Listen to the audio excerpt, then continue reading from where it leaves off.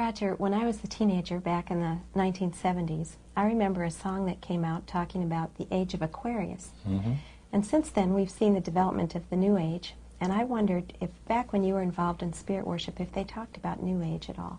Oh yes, it was a big thing that was coming up. One of the major deceptions of the last days. And the priest told us, we talked quite a while, and then he said, could I have a little bit more of your time? I want to do something very fascinating. He says, the grain plain, the master's grain plain, for harvesting the nations, for harvesting the multitudes of the earth into his cause, just before the close of the great controversy between the forces of good and evil. So we continued, after we expressed ourselves that we're deeply interested to know more about the activities of spirits. And he said it's going to be done in a unique manner.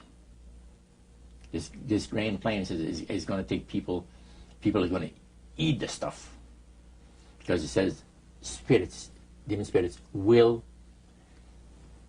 declare themselves to be inhabitants of far distant planets in the galaxies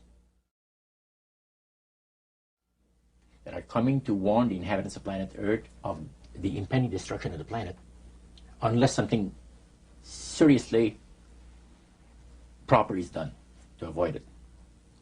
And he went on saying that they will claim to have out-of-body experiences. Are you familiar with out-of-body experiences? I've read about that. In other words, soul projection. Yes, right. Goes into different parts of the world and sees things and come back, and then they write all about it. I've heard of that. So, due to the fact that the millions of the earth, people, believe in people having an immortal soul, it has to be readily accepted when the spirits will, through a trance medium, converse with influential people of the land, you see.